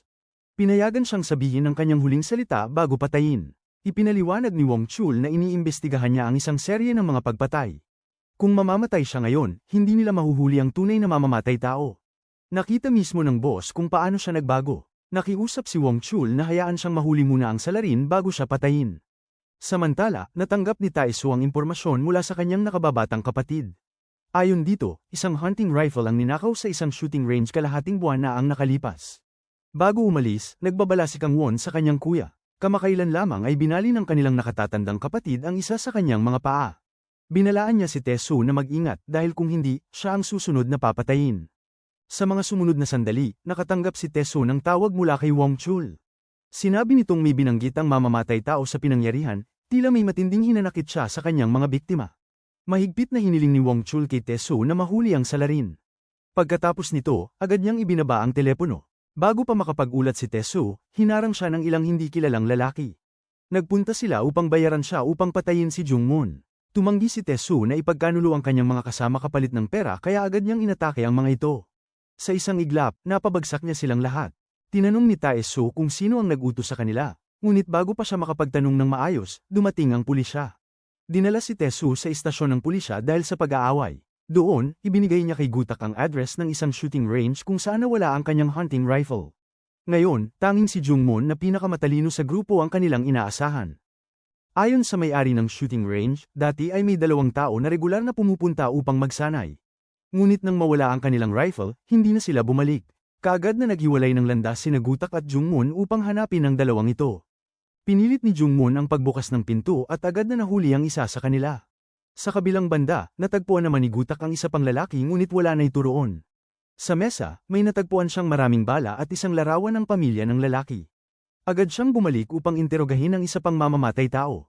Inamin nitong pumatay lang siya dahil inutusan siya. Kasabay nito, ibinunyag niyang may isa pang target ang nakatakas na mamamatay tao, ang direktor ng kumpanya. Sa mga oras ding yon, nakatingin ang isa pang mamamatay tao sa litrato ng direktor. Nakatago siya sa isang taxi, hinihintay ang tamang pagkakataon habang nilalagyan ng bala ang kanyang baril. Kinabukasan, inihanda ni Gutak ang isang bitag, pinapasil niya ang direktor sa parke bilang pain. Sa paligid, maraming lihim na mga ahente ang nakaantabay. Isa na rito si Jungmoon na matalinong pumwesto malapit sa direktor. Mabilis na dumating ang mamamatay tao, dala ang kanyang shotgun. Dahan-dahan niyang itinutok ito sa direktor na walang kaalam-alam sa panganib. Mabuti na lang at naunahan siya ni Jungmoon na agad siyang natukoy. Bago pa niya makalabit ang gatilyo, tinawag ni Jungmoon ang kanyang pangalan. Ngunit sa kabila nito, tuluyan pa rin siyang nagpaputok. Mabuti na lamang at nagjam ang baril kaya hindi ito pumutok. Sa matinding takot, tumakas ang mamamatay tao at ginamit ang kanyang baril upang gawing bihag ang isang batang babae. Dahan-daang lumapit si Jungmoon, kalmado niyang pinalubag ang loob ng mamamatay tao. Habang ginagawa ito, ipinaliwanag niya ang dahilan sa likod ng mga pagpatay. Lumabas na ang direktor ng kumpanya ay nagtanggal ng 20 empleyado upang takpan ang kanyang pagnanakaw ng pondo. Ang pinuno ng departamento ang direktang nag-utos ng kanyang pagkatanggal sa trabaho, kaya't nawalan siya ng katinoan at gumanti. Ngunit upang iliga ang investigasyon ng pulisya, pumatay siya ng mga inosenteng tao. Hindi niya akalaing masusuri ni Jungmoon ang kanyang bawat galaw.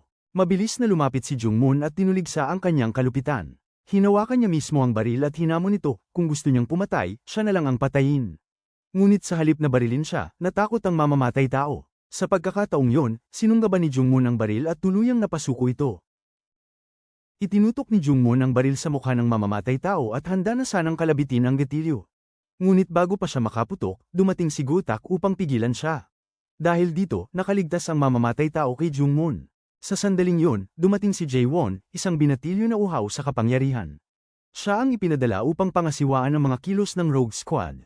Kinalaunan, napilitan silang ipasa ang buong kaso sa kanya. Galit na tiniis ito ni Gutak at umalis.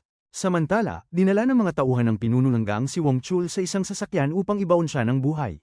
Ilang sandali lang, naghukay sila ng isang malaking butas sa bundok. Inihagis ng pinuno ang singsing na ibinigay sa kanya ni Wong Chul 25 taon na ang nakalipas, tanda ng pagtatapos ng kanilang ugnayan. Pagkatapos, umalis siya at iniwan ang kanyang mga tauhan upang tapusin ang paglilibing kay Wong Chul. Hindi nagtagal, natunto ng grupo ni Gutak ang lokasyon gamit ang anklet tracker. Pagdating nila, sakto namang natapos na ng mga tauhan ng paglilibing at handa nang umalis. Walang inaksayang oras si Teso at mabilis na pinabagsak ang lahat ng tauhan ng gang. Tinangka ni Gotak na alamin kung nasaan si Wang Chul, ngunit hindi ito isinawalat ng mga tauhan. Habang nawawala na sila ng pag-asa, biglang lumitaw mula sa lupa si Wang Chul. Tinawagan ng boss si Wang Chul at sinabing hindi niya ito pinatay. Binuksan na rin niya ang GPS upang mahanap siya ng kanyang mga tauhan. Simula sa araw na yon, tuluyan ang naputol ang kanilang pagkakaibigan. Habang nagsasalita pa ang boss, isang sasakyan ang biglang humarang sa kanyang daraanan. Bago pa makapagpaliwanag ang driver, bigla siyang sinaksak ng isang hindi kilalang lalaki. Agad na tumalon ang boss sa upuan ng driver upang tumakas, ngunit bago pa siya makaalis, binasag ng estranghero ang bintana ng sasakyan. Wala siyang nagawa kundi lumabas at lumaban, ngunit isang malaking grupo ng mga asasin ang biglang sumalakay sa kanya.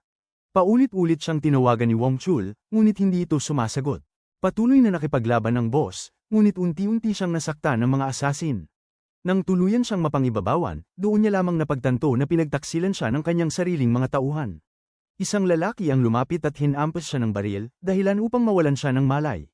Nang marinig ni Wang Chul ang tunog ng hampas, hindi niya mapigil ang magpanik. Agad niyang sinabi kay Gotak ang nangyari at nakiusap na iligtas ang kanyang boss. Tumutol si Mion at sinabing walang dahilan para sagipin ng pulisya ang isang gangster, ngunit ipinagtapat ni Gotak na matalik niyang kaibigan ang boss.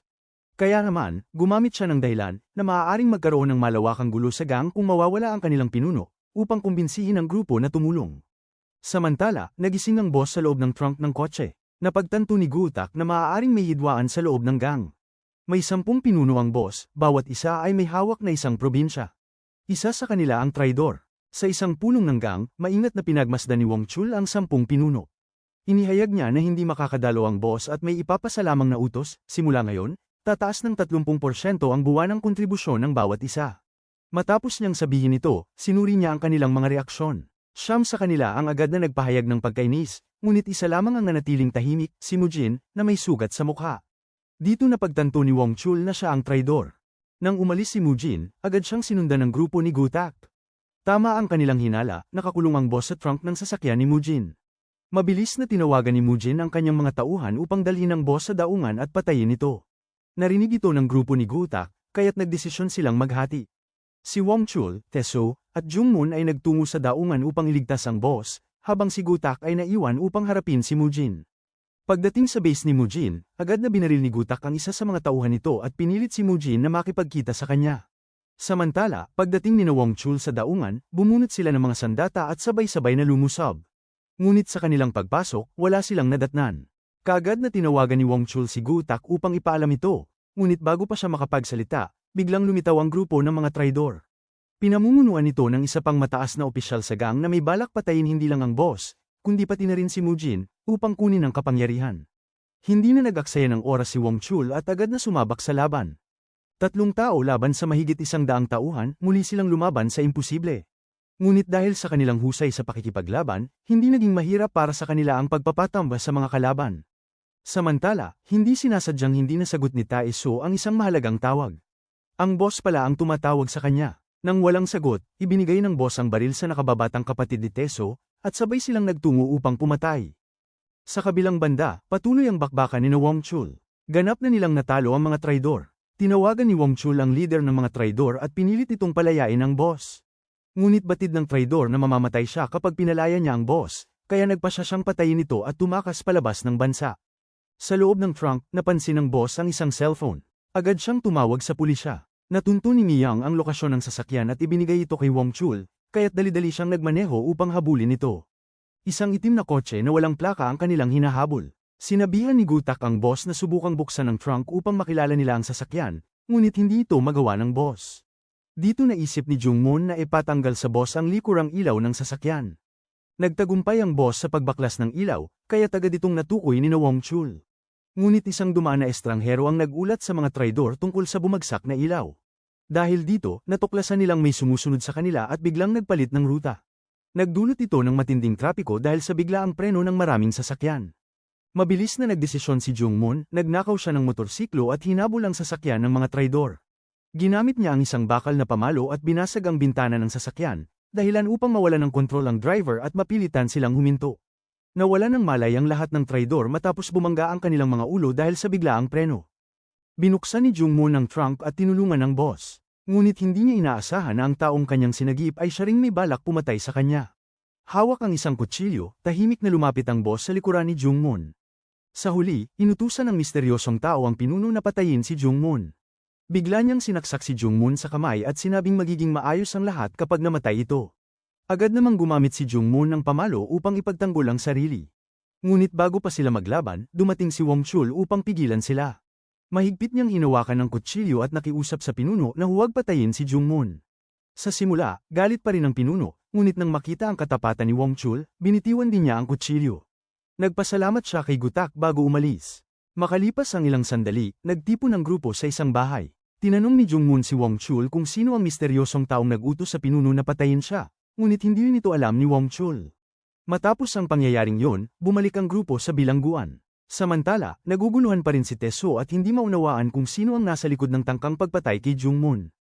Kinabukasan, iniulat ni Gutak kay Tae-soo na namatay na ang kanyang master. Agad siyang nagtungo sa morgue upang makita ito. Siya kasi ang nagpalaki kay Tae-soo, kaya't labis ang kanyang pagdadalamhati. Napansin niyang isang beses lamang tinamaan ng saksak sa puso ang kanyang master, na dumaan sa axillary artery, kaya't malinaw na isa ito sa 3 pinakamagagaling na mamamatay tao sa Korea. Sa parehong oras, nakatanggap si Gutak ng mensahe para sa isang emergency meeting. Sa base, naghihintay na pala si Prosecutor Jae-won. Siya na ngayon ang may kapangyarihang mamuno sa grupo ng masasamang loob. Ipinakita niya ang imahe ng mamamatay tao gamit ang fingerprint na iniwan nito, at lumabas na ito ay ang nakababatang kapatid ni Tae-soo. Ngunit alam ni Tae-soo na hindi ito ginawa ng kanyang kapatid. Nang dumating sila, natagpuan nilang patay na ang nakababatang kapatid ni Tae-soo. Ayon sa pulis, nagpakamatay ito, ngunit hindi ito pinaniwalaan ni Tae-soo dahil may plano pa itong magpakasal sa susunod na buwan. Labis ang hinagpis ng kasintahan nito at walang tigil sa pagluha. Nangako si Tae-soo na hahanapin niya ang tunay na salarin. Naalala niya ang babala ng kapatid na mag-ingat sa nakatatandang kapatid nila. Malinaw na ito ang may kagagawan. Ipinagbigay alam ni Tae-soo ito kay Gutak. Ang isang ganitong kagaling na mamamatay tao ay walang iba kundi ang nakatatandang kapatid nila. Kaya agad siyang pumunta sa isang broker upang humingi ng impormasyon tungkol dito. Ngunit retirado na ang dati nilang contact, at isang mas batang tao na ang pumalit. Habang iniimbestigahan ni Gutak ang lugar kung saan namatay ang kapatid ni Tae-soo, sinundan niya ang bakas ng dugo at natagpuan sa ilalim ng mesa ang isang larawan, nakakagulat dahil si Jungmoon ang nasa larawan. Samantala, si Jungmoon naman ay tinitingnan ng footage ng insidente nang biglang sumalakay ang isang grupo ng mga armadong gangster. Sa kabutihang palad, dumating si Wong Chul sa tamang oras at pinabagsak ang mga ito. Sa kabilang banda, natagpuan ni Tae-soo ang bagong contact. Inilublab niya ito sa mainit na tubig bilang paraan ng interogasyon, ngunit sinabi nitong hindi niya nakita ang mukha ng misteryosong tao. Ang tanging alam niya ay kinalaunan ay inupahan nito ang nakatatandang kapatid ni Tae-soo upang patayin si Jungmoon. Habang mag-isa si Jungmoon, biglang may dumaan at sinaksak siya sa kilikili. Sa kabutihang palad, mabilis siyang nadala ni Wong Chul sa ospital. Nang marinig ni Tae-soo ang balita, agad din siyang pumunta sa lugar. Sinabi ni Gutak na may mga fingerprint ni Wong Chul sa kutsilyo, kaya malamang na nais palabising siya ang may kagagawan. Nagtaka si Gutak kung sino nga ba ang misteryosong tao. Sinabi ni Tae-soo na nakita ng kanilang kontak ang mukha nito, ngunit nang dumating sila, pinatay na ito. Samantala, ang assassin na sumaksak kay Jungmoon ay nakatanggap ng tawag mula sa nakatatandang kapatid ni Tae-soo. Walang pag-aalinlangan, agad nitong binali ang leeg ng assassin bilang parusa sa kabiguan nitong tapusin ang misyon. Sa pagkakataong ito, lumantad na ang mukha ng nakatatandang kapatid ni Tae-soo.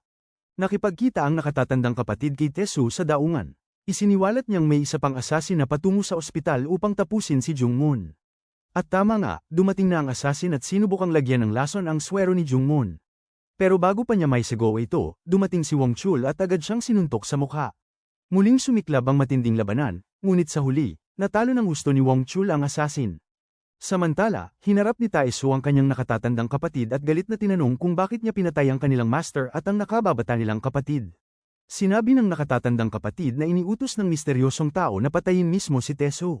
Ngunit dahil ginusto ng kanilang master at ng nakababata nilang kapatid na protektahan siya, kinailangan niya silang patayin. Labis ang galit ni Tae-soo kaya agad niyang sinuot ang kanyang itim na guwantes at sumabak sa isang matinding labanan laban sa nakatatandang kapatid. Ang dalawang pinakamagagaling na assassin sa Korea ay naglaban sa isang matinding sagupaan. May kalamangan ng nakatatandang kapatid dahil may hawak siyang kutsilyo, kaya agad niyang nagawang sugatan ang braso ni Tae-soo. Ngunit sa isang kritikal na sandali, gumamit si Teso ng isang tabla upang hatawin siya, saka kumuha ng maliit na piraso ng kahoy bilang sandata. Dahil sa kanyang husay, nagawa niyang saksakin ang hita ng kanyang nakatatandang kapatid gamit lamang ang maliit na piraso ng kahoy, sa kanya ito tinamaan sa kilikili. Tuluyang nanalo si Teso. Ngayon, isang pihit na lang niya sa leeg ng kapatid ay tuluyan na itong mamamatay. Ngunit nagbago na si Teso, ayaw na niyang pumatay ng tao.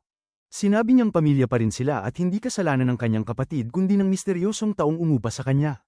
Gayunpaman, labis ang pagsisisi ng nakatatandang kapatid sa pagpatay kay Kang Won at sa kanilang master. Sa huli, pinili niyang kitilin ang sarili niyang buhay sa harap ni Tae-soo.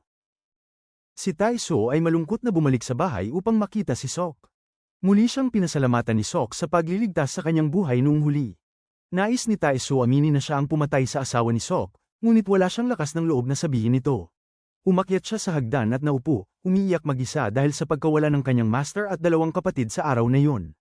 Samantala, nagising na si Jungmoon. May voice message sa kanyang cellphone na nagsasabing natagpuan na ang taong may hawak ng kanyang mga alaala. Sa sandaling marinig ito, agad niyang sinuot ang kanyang damit at lumabas ng ospital. Sinundan niya ang address hanggang sa makaharap niya si Kang Soo. Tinanong ni Jungmoon kung siya nga ba talaga ang pumatay sa 15 biktima. Sa hindi inaasahang sagot ni Kang Soo, kinumpirma nitong totoo ito. Ipinakita ni Kang Soo ang mga litrato ni Jungmoon habang sinusundan siya araw-araw.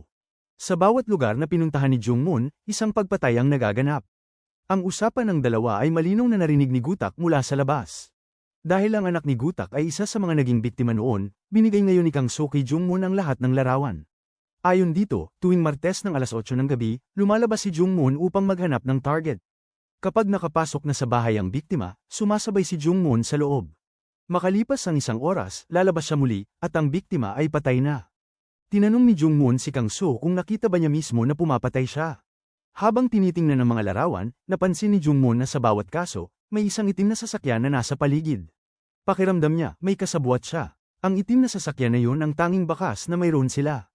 Dahil iniisip ni Gutak na si Jungmoon ang pumatay sa kanyang anak, sinundan niya ito noong gabing iyon at naglabas ng baril. Nais niyang patayin si Jungmoon upang ipaghiganti ang kanyang anak. Ngunit bago niya ito magawa, dumating ang isang sasakyang pulis kaya't napigilan siya. Lumabas pala na dumating ang prosecutor at si Myung upang sunduin siya. Kalaunan, dinala si Jungmoon sa ospital. Doon siya hinarap ni Gutak at tinanong, masaya ka ba sa pagpatay sa anak ko? Matapos sabihin ito, tumayo siya sa harap ni Jungmoon. Sa kanyang katalinuhan, tinanong ni Jungmoon si Gutak, sigurado ka bang ako ang pumatay sa anak mo? Dagdag pa niya, kung nais ni Gutak malaman ang totoo, dapat niyang tulungan itong hanapin ang tunay na salarin. Dahil sa sinabi ni Jungmoon, unti-unting kumalma si Gutak. Humingi ng tulong si Jungmoon kay Gutak upang hanapin ang itim na sasakyan dahil ito lamang ang tanging bakas na mayroon sila. Agad na nagtungo si Gutak sa himpilan ng pulis upang imbestigahan ang sasakyan. Matapos ang mabilis na pagsisiyasat, natunto nila ang may-ari nito, si Jin Soo, isang matagal ng iligal na taxi driver. Matapos makuha ang impormasyon, agad na umalis si Gutak at bumalik sa ospital upang ipaalam kay Jungmoon ang natuklasan. Lumabas ang dalawa at tinawagan ang iligal na driver upang kunwari sumakay sa kanyang taxi. Nang makita ni Jungmoon ang driver, agad niyang naalala na ito ang palaging kasama niya sa tuwing may pinapatay siya. Maging ang driver ay natakot nang makita siya. Subalit bago pa ito makatakbo, hinuli na siya ni Jungmoon at pinagtulungan. Sa takot, mabilis na inamin ni Jin Soo na sumusunod lamang siya sa utos ni Dr. Kim. Dahil dito, agad silang nagtungo sa ospital upang hanapin si Dr. Kim. Ngunit sa kanilang pagdating, wala na ito roon. Sinabi ng nurse na lumipat na ito ng tirahan 1 taon na ang nakalipas. Sinundan nila ang bagong address hanggang sa isang liblib na baryo. Nang makita sila ni Dr. Kim, agad itong tumakbo. Hinabol siya ni Gutak at tuluyang pinabagsak. Sa puntong hahawakan na ni Gutak si Dr. Kim para sa investigasyon, biglang lumapit si Jungmoon at ginamit ang kuryente upang kuryentihin si Gutak, dahilan upang mawalan ito ng malay. Napag-alaman na hindi na nagtitiwala si Jungmoon kay Gutak matapos nitong muntik siyang barilin kagabi. Nais ni Jungmoon hanapin ang katotohanan mag-isa. Dinala ni Jungmoon si Dr. Kim sa sasakyan, ngunit bago pa siya makaalis, tinurukan siya nito ng pampamanhid sa binti. Agad siyang nawala ng malay. Sa pilitang dinala ni Dr. Kim si Jungmoon palayo, habang paulit-ulit na tinatawagan ni Gutak si Jungmoon ngunit hindi ito sumasagot. Sa labis na pagkabigo, bumalik si Gutak sa lumang bahay at nagsimula itong sirain at basagin ang mga gamit sa loob. Hindi na niya alam kung sino talaga ang tunay na pumatay sa kanyang anak. Habang nag-iisip, naalala ni Gutak ang mga pangyayari 2 taon na ang nakalipas. Maraming kaso ng pagpatay ang lumaganap sa lugar kung saan siya nadestino. Ang ika-14 na biktima ay isang babae, at wala man lang kahit anong fingerprint sa pinangyarihan ng krimen. Bukod pa rito, ang lahat ng biktima ay pinutulan ng kuko, marahil upang maiwasan ng killer na matrace ang kanyang DNA. Ang matinding linis ng bawat eksena ay nagpapahiwatig na ang pumatay ay isang matalino at maingat na tao. Mahal na mahal ni Gutak ang kanyang nag-iisang anak, kaya't ng araw na iyon habang siya ay natutulog, nakatanggap siya ng tawag mula sa kanyang mga kasamahan. Ayon sa forensic, ginamit ng salarin ng kerosene upang burahin ang ebidensya sa bawat krimen.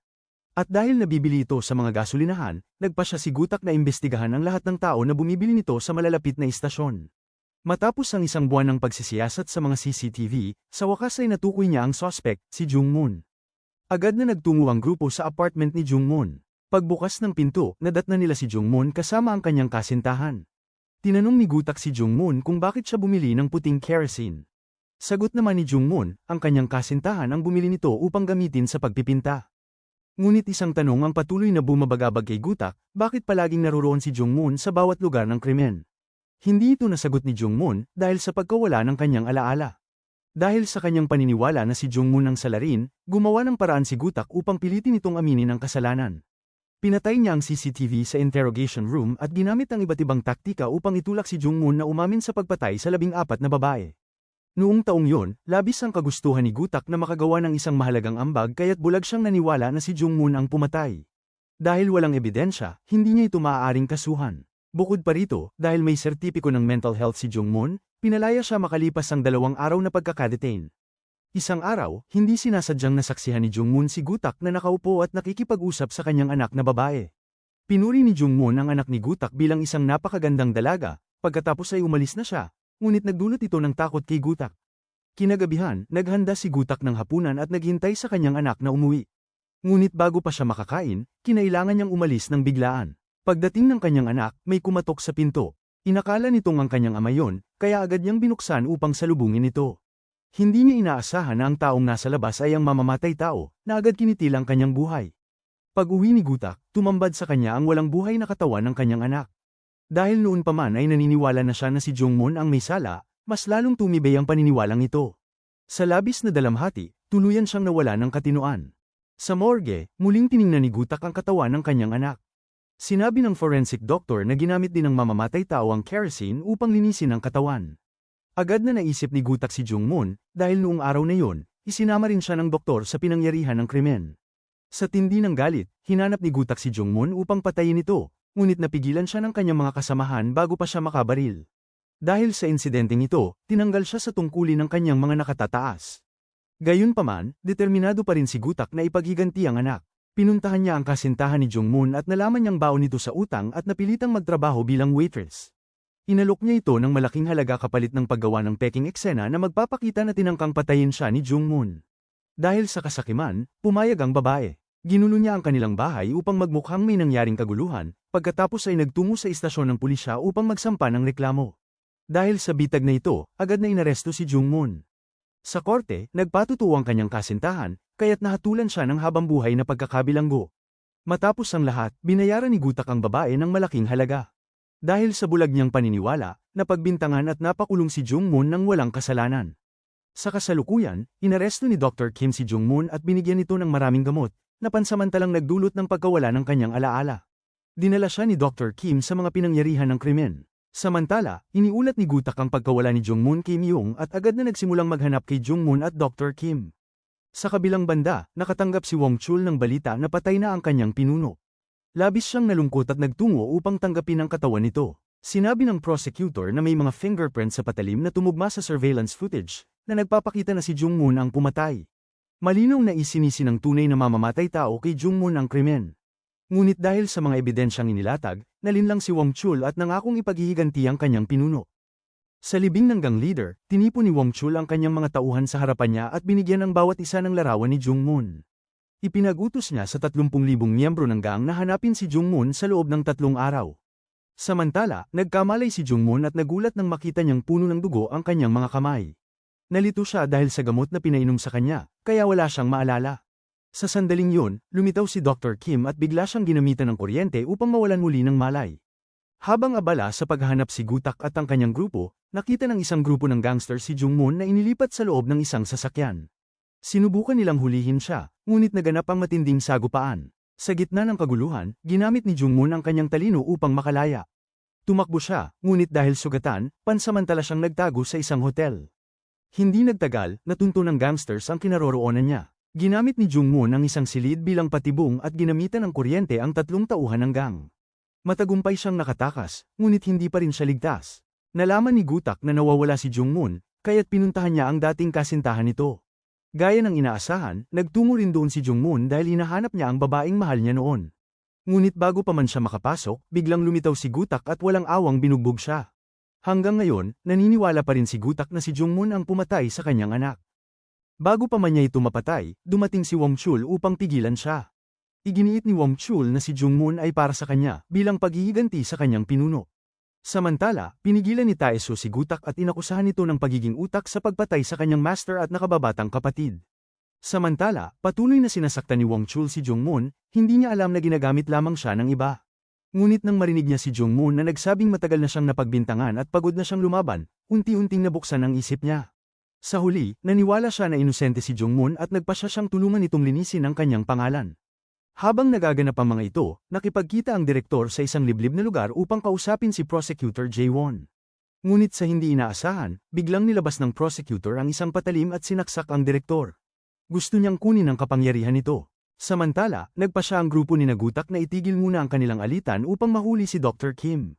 Tumawag ang naghihingalong direktor kay Gutak at sinabing hanapin niya ang tunay na salarin. Bago pa matapos ang usapan, binawian na ito ng buhay. Dahil dito, kinumpronte siya ni Gutak at sinabihan pa na mukhang nahirapan siya sa pagpatay sa direktor dahil sa mga sugat sa kanyang mga daliri na bakas ng patalim. Kasama ni Jae-won ang isa pa sa pinakamahusay na assassin sa Korea, na nakilala rin ni Jungmoon. Sumiklab ang isang matinding sagupaan, 4 laban sa isang buong grupo ng mga gangsters at assassins. Nagtapat si Tae-soo at ang assassin sa isang matinding laban, habang si Wong Chul naman ay ginamit ang lakas ng kanyang mga suntok upang pabagsakin lahat ng kalaban sa kanyang harapan. Ginamit naman ni Gutak ang kanyang baril upang saktan ang ilan sa mga kalaban. Si Jungwoon na matalino at kalkulado na di nila kakayanin ng mga kalaban ay kumuha ng isang sasakyan at sinagasaan ang mga kalaban.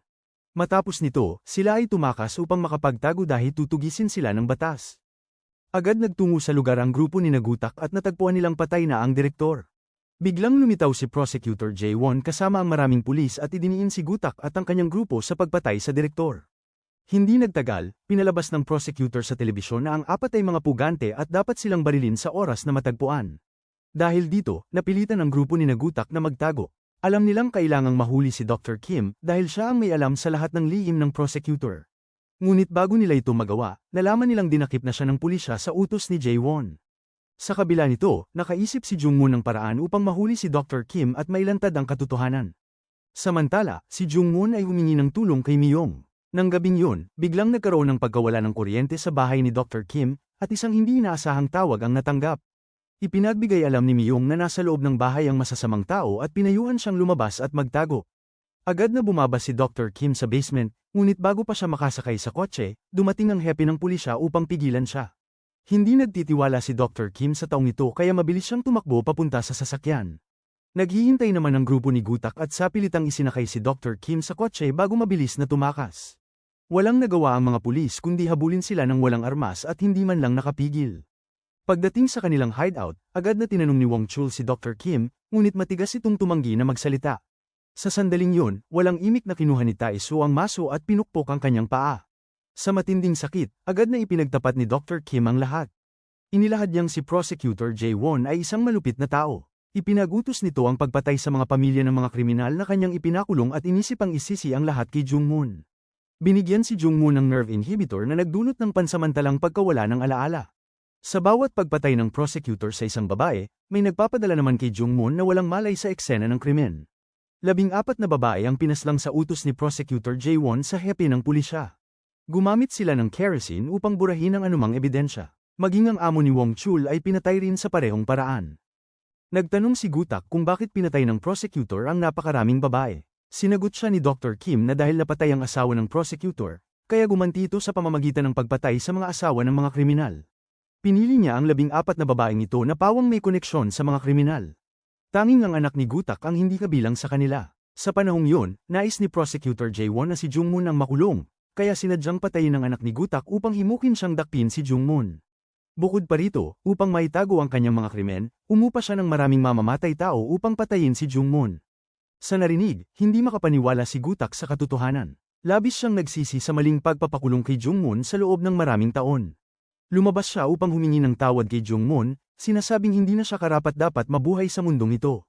Ibinigay niya ang kanyang baril kay Jungmoon, handang ialay ang kanyang buhay bilang kabayaran sa kanyang kasalanan. Itinaas ni Jungmoon ang baril ngunit hindi siya nagpaputok. Sa kabila ng matagal niyang pagkakapiit ng walang sala, piniling patawarin ni Jungmoon si Gutak. Sinabi niyang mas mahalagang mapanagot ang prosecutor sa kanyang mga kasalanan. Matapos nito, naging magana ang pakiramdam ni Tae-soo dahil sa naamin na niya ang matagal na niyang pasan-pasan na saloobin. Nagsimula ang grupo sa pagpaplano. Alam nilang may wiretap ang prosecutor sa telepono ni Myung, kaya nagkunwaring makikipagkita si Gutak kay Myung sa daungan, dala umano si Dr. Kim. Agad na nahulog sa bitag ang prosecutor matapos marinig ang usapan. Mabilis siyang nagpadala ng mga tauhan sa daungan. Samantala, batid ni Tae-soo na maaaring ikamatay nila ang misyon, kaya bago ito, nagpunta siya sa bahay ni Sok. Lumuhad siya at inamin na siya ang pumatay sa asawa nito. Isinuko niya ang sarili at hinatulan ng 22 taon sa bilangguan. Napahagulgol si Sok sa sakit ng katotohanang nalaman. Hindi inaasahan ni Tae-soo na mapapatawad siya, ngunit handa siyang isakripisyo ang kanyang buhay upang mahuli ang prosecutor. Kinabukasan, nagtipon ang grupo para sa huling labanan. Nagpadala ang prosecutor ng daan-daang mamamatay tao upang tambangan sila sa daungan. Tinawagan ni Gutak ang prosecutor at sinabing nasa barko si Dr. Kim. Narinig ito ng prosecutor at naniwalang totoo, kaya agad siyang nag-utos na puntahan ito ng kanyang mga tauhan. Sa daungan, naghihintay si Wong Chul at agad na nakipaglaban. Kahit nag-iisa, pinabagsak niya ang bawat kalaban sa bawat suntok. Sumugod din si Tae-soo upang tumulong. Mabilis at tiyak ang bawat galaw ni Tae-soo, agad niyang pinatumba ang kanyang mga kalaban. Sa sandaling yun, lumitaw ang pinakamagaling na tauhan ng prosecutor. Walang inaksayang sandali si Tae-soo at agad siyang nakipaglaban. Noong nakaraang pagkikita, hindi pa natukoy ang tunay na malakas sa kanilang dalawa. Ngunit sa pagkakataong ito, tiyak na may isang mamamatay. Samantala, nanatiling nasa kalamangan si Wong Chul, hindi binibigyan ng pagkakataon ang kalaban. Sa kabilang banda, ginamit ni Gutak ang pain upang mahulog ang prosecutor sa kanilang bitag. Agad nitong sinundan si Jungmoon at ang lalaking nakapatakip ang mukha. Hinugot ng prosecutor ang kanyang baril at nagpaputok habang hinahabol sila. Patuloy pa rin ang matinding labanan ni Tae-soo at ng kapitan ng mga mamamatay tao. Gumamit ng kutsilyo ang kapitan upang sunod-sunod na umatake, ngunit walang tinamaan kay Tae-soo. Pinilit niyang sakalin ito gamit ang kanyang mga binti, ngunit sa isang malakas na kilos, iniangat siya ni Tae-soo at binali ang kanyang spinal cord. Sa isang iglap, naging baldado habang buhay ang kapitan. Samantala, mag-isang lumaban si Wong Chul sa mga kalaban. Kahit may pambihirang lakas, dahil sa dami ng kalaban, unti-unting nauubos ang kanyang lakas. Sa isip niya, mamamatay na siya sa gabing yun, ngunit biglang dumating si Tae-soo upang tumulong.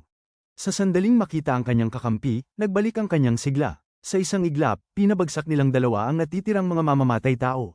Sa kabilang banda, natugis ng prosecutor si Jungmoon sa isang silid. Nakita niyang sugatan si Jungmoon at hindi na makalaban, kaya buong pagmamalaki niyang inamin ang lahat ng kanyang kasalanan. Itinuturing pa rin niyang nararapat lang patayin ang mga pamilya ng mga kriminal.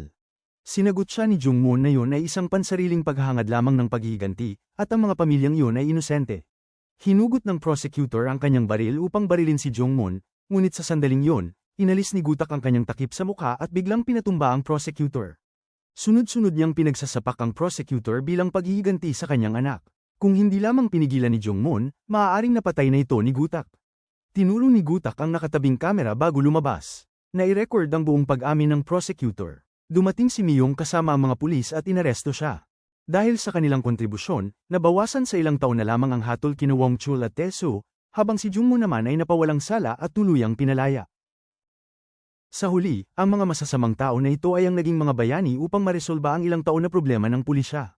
Dahil dito, kinausap ni Myung ang general na may paraan na para maresolba ang mga kaso ng murders, at yun ay ang pakawalan ng mga tinatawag nilang the bad guys. At dito nagtatapos ang serye na ito. Maraming salamat po sa patuloy na pagsuporta sa Nilagang Mani. Hanggang sa muli.